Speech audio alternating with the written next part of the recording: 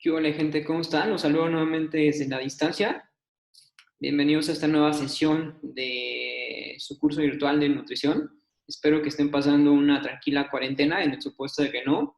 Pues fuerza que ya casi termina este periodo de confinamiento. Espero que que esta experiencia le estemos sacando información útil que nos pueda ser de suma relevancia en nuestra vida, tanto profesional como en la vida personal.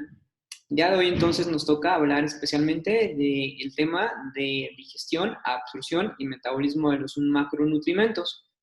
El objetivo del día de hoy es que aprendas algunos conceptos básicos sobre metabolismo, sobre la mecánica de la digestión y sobre cómo es que se lleva a cabo el proceso de la absorción de los diferentes macronutrientes, y de hecho también voy a platicar un poquito sobre algunos micronutrientes y sobre las formas o vías de absorción de algunos de ellos. Entonces, pues bueno, entrando en materia, vamos a empezar a platicar sobre metabolismo, ¿sale? En realidad, sobre el metabolismo vamos a platicar simplemente una breve pincelada, simplemente vamos a platicar o a recordar algunos conceptos básicos del metabolismo.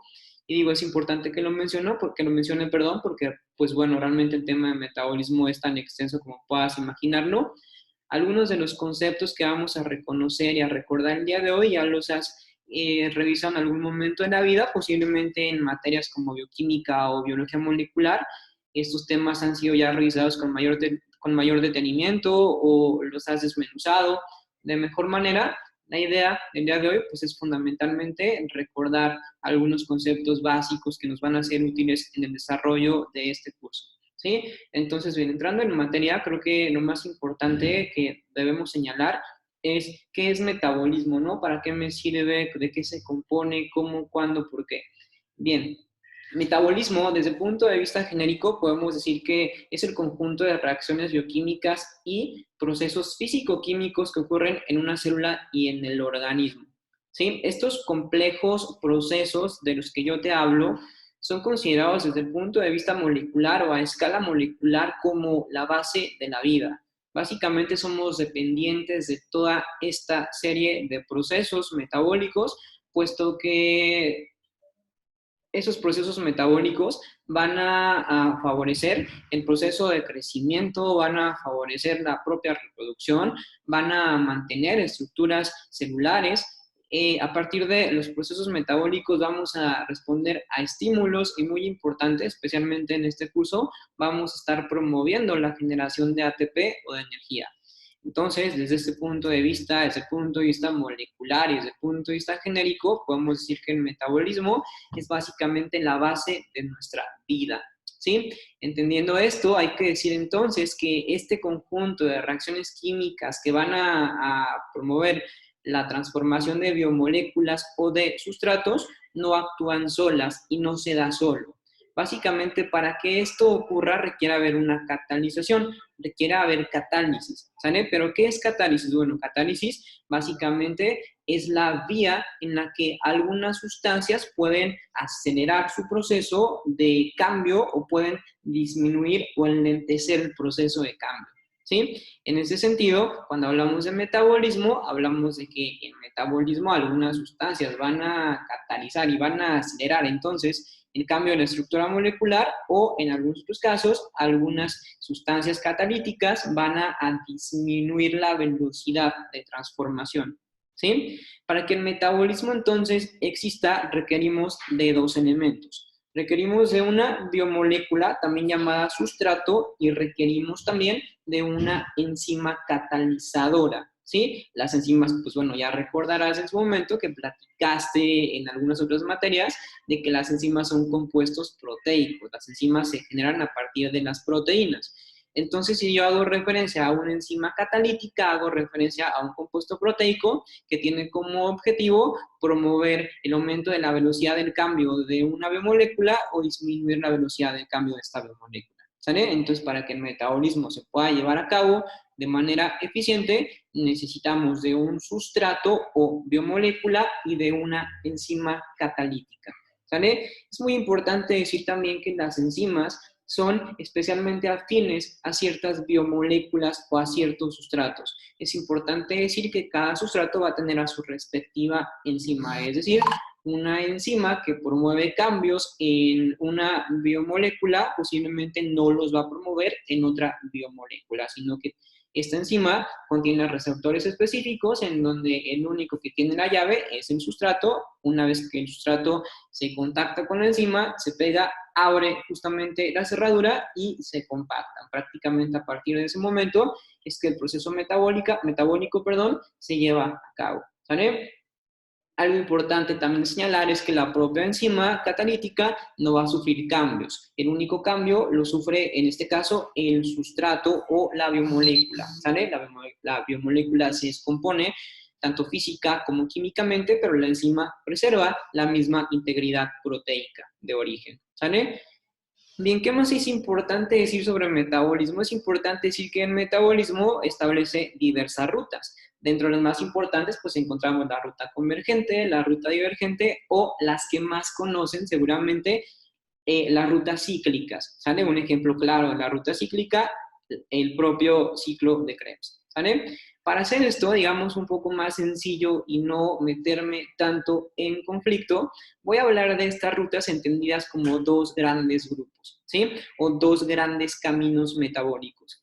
El primer camino metabólico me expresaría a todas las rutas que tienen como propósito obtener energía a partir de los nutrientes, ¿sí? Todas estas rutas, pues bueno, son las que ya conocemos como la glucólisis, como el propio ciclo de Krebs o algunas otras que tienen como objetivo promover energía. ¿Sí? ¿Qué es importante decir de este camino metabólico o de este grupo de rutas metabólicas? Pues bueno, que en realidad no son muchas, ¿sí? Tenemos algunas específicas, pero en realidad en tamaño o volumen no son muchas.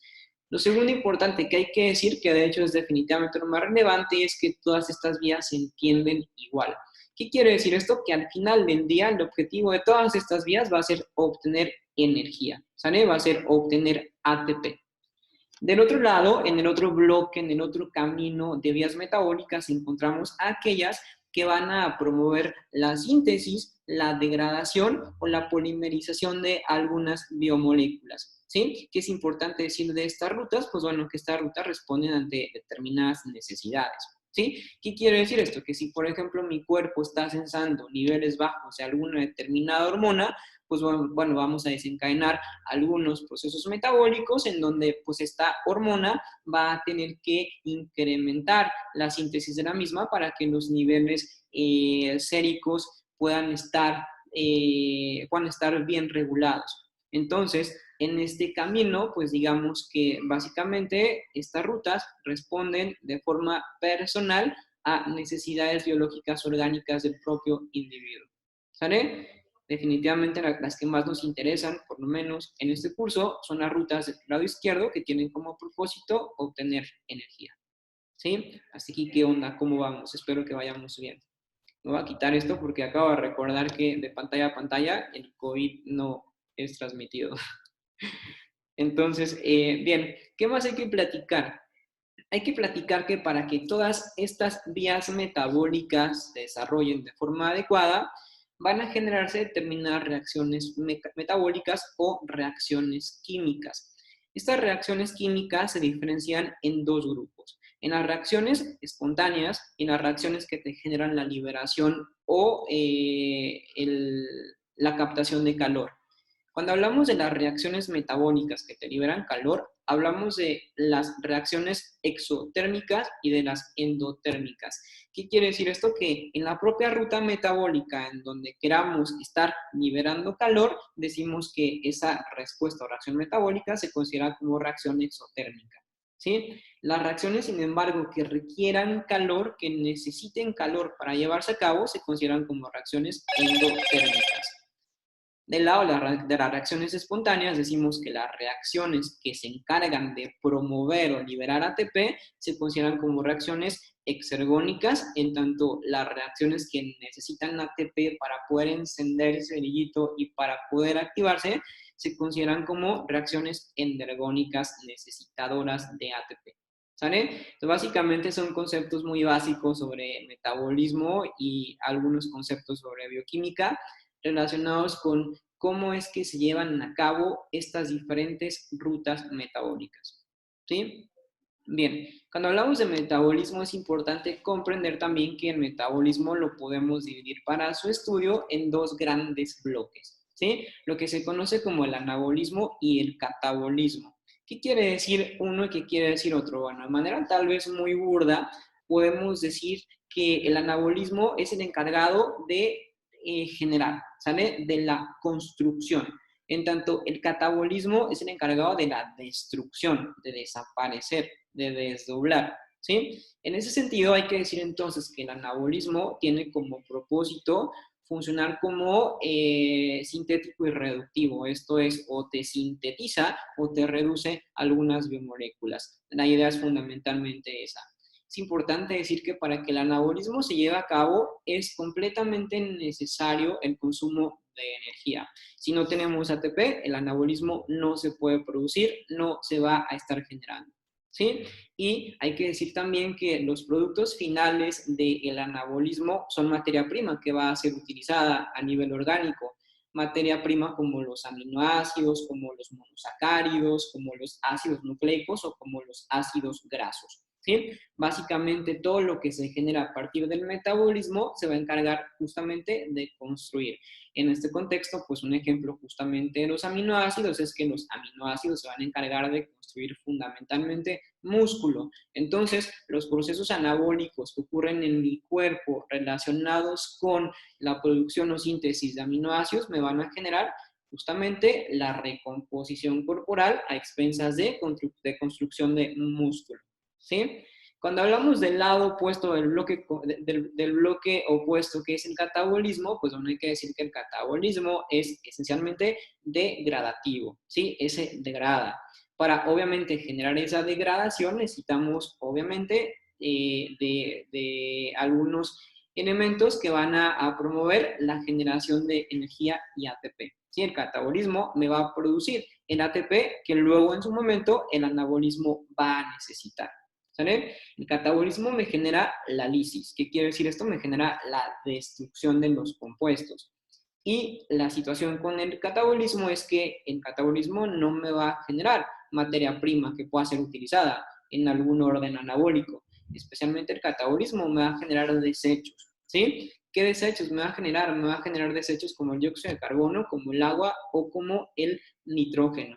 ¿Sí? Y a partir de qué o cómo es que me genera estos desechos, fundamentalmente me los genera a partir de la síntesis de estos sustratos, de los monosacáridos, de los ácidos grasos o de los aminoácidos. En este contexto, cuando se genera el desdoblamiento de un aminoácido, vamos a tener invariablemente como sustancia de desecho nitrógeno. Cuando se genera el desdoblamiento de un lípido o de un ácido graso, ya en su forma más desnaturalizada, vamos a tener como desecho dióxido de carbono. Y cuando se genera el desdoblamiento de un polisacárido a monosacárido, vamos a tener como resultado H2O, o sea, agua. ¿Sale? Entonces, fundamentalmente, estos elementos de desecho van a producirse en el catabolismo, ¿sí? A expensas de la relación que va a existir directamente con el anabolismo. ¿Sale? Por eso decimos que de alguna u otra manera y de forma coloquial, el anabolismo construye y el catabolismo de alguna u otra manera destruye. ¿Sí? Básicamente ambos van a, en el caso del catabolismo, trabaja a partir de moléculas grandes intentando disminuirlas en su forma más pequeña, y en el caso del anabolismo, el anabolismo pues bueno hace uso justamente de estos sustratos para empezar justamente a construir. ¿Sale? ¿Cómo vamos hasta acá? Espero que vayamos bien y que si exista alguna duda pues me la hagas llegar. Bien, entendiendo entonces todo este contexto, la siguiente imagen que te voy a estar presentando, que es justamente esta, pues nos viene a fortalecer lo que anteriormente hemos estado platicando. Te he estado platicando yo anteriormente que el metabolismo es una serie de reacciones que van a transformar químicamente algunas moléculas. he estado platicando yo, que en metabolismo entendemos a dos grandes bloques del metabolismo, que es el anabolismo y el catabolismo, y te he hablado yo de rutas metabólicas. Lo que tienes entonces en tu pantalla es una de las rutas metabólicas más importantes, especialmente cuando hablamos de la degradación de los hidratos de carbono para producir ATP a partir de ellos o para producir energía a partir de ellos. Lo que tienes entonces es la ruta de la glucólisis, la cual es un ejemplo de ruta metabólica usada en el metabolismo, ¿sí? La glucólisis la mayoría pues obviamente ya la conoce, ya se la sabe del pie a pa, o por lo menos eso esa sería la idea o eso estaríamos esperando. Pero si no te recuerdo un poquito o te contextualizo sobre la glucólisis, ¿no? La glucólisis, pues bueno, es un conjunto de reacciones enzimáticas en las que se metaboliza la glucosa y algunos otros azúcares, ¿sí? ¿Esto con qué objetivo? Esto con el objetivo de promover la producción de piruvato para jalar o para obtener moléculas de ATP. Es importante decir que hay dos tipos de glucólisis, la glucólisis aeróbica y la glucólisis anaeróbica. En el caso de la glucólisis anaeróbica es aquella que obtiene energía sin presencia de oxígeno. En tanto la glucólisis aeróbica, que es la que intento representar, es la que utiliza energía a partir justamente del contacto con el oxígeno. ¿Sale? Esto es de suma relevancia por algunas situaciones que más tarde te estaré comentando. ¿Sí? Que es importante también decir, bueno, es importante decir que la glucólisis es la vía principal para la utilización de los monosacáridos como la glucosa, la fructosa, la galactosa, y que es una importante fuente de energía a partir de los carbohidratos. ¿Sale? La glucólisis definitivamente es el mejor exponente o es el mejor ejemplo de una ruta metabólica. La siguiente imagen, que es definitivamente una de las imágenes más representativas y de hecho es una de las principales ideas que te quiero dejar a partir de este curso, es sobre lo que te platicaba al principio, ¿no? Sobre que en las rutas metabólicas, cuyo propósito es obtener energía, al final todas las rutas se entienden igual, o al final todas las rutas convergen en un mismo punto o en un mismo eslabón que es el ciclo de Krebs. Independientemente de que estemos consumiendo, por ejemplo, proteínas o estemos consumiendo hidratos de carbono, o estemos consumiendo lípidos, el cuerpo o nuestro organismo tiene la facilidad de establecer diversas rutas e intercomunicar rutas para llegar a lo que se conoce como ciclo de Krebs, ¿sí? En ese sentido, podemos obtener energía a partir de los hidratos de carbono, como es costumbre o como es lo normal, pero también podemos obtener energía, obviamente, a partir de los lípidos. Sin embargo, también podemos obtener energía a partir de las proteínas en su forma desnaturalizada. En su forma desnaturalizada, recuerda que vamos a obtener aminoácidos y recuerda que hay aminoácidos que pueden tener funciones a nivel de producción de energía y algunos que no tienen como esa cualidad. En ese sentido, conocemos o hemos de señalar que tenemos aminoácidos glucogénicos, aminoácidos cetogénicos o aminoácidos que no tienen funciones promotoras de energía. En este caso, algunos que, por ejemplo, no van a colaborar y cuya función no va a ser propiamente la obtención de energía, sin embargo, sí participan en ciertos procesos metabólicos de construcción muscular, son, por ejemplo, los aminoácidos de cadena ramificada, aminoácidos como la valina, como la leucina o la isoleucina. Sin embargo, prácticamente el resto de los aminoácidos van a actuar o pueden llegar a actuar a nivel de sustrato energético productor de energía. ¿Sí? Entonces, básicamente lo que tú ves en tu pantalla es ese punto en el que yo te platicaba, que básicamente todas las rutas se van a entender de la misma manera y todas las rutas van a promover lo que se conoce como producción de energía. ¿Sí? En ese sentido hay un término importante actualmente muy estudiado que es la flexibilidad metabólica. ¿A qué me refiero con flexibilidad metabólica? Me refiero a que el organismo, a que especialmente la célula, tiene la capacidad de poder identificar a los diferentes sustratos y tiene la capacidad de ser selectiva ante unos u otros. Esto es, si yo, por ejemplo, tengo, imagínate, una cantidad importante de glucosa y tengo una cantidad importante de ácidos grasos, la célula tiene la capacidad de poder definir que el ácido graso va a ser el elemento de mejor aporte energético. ¿A qué me refiero con que va a ser el elemento de mejor aporte energético? Te lo explico de esta manera.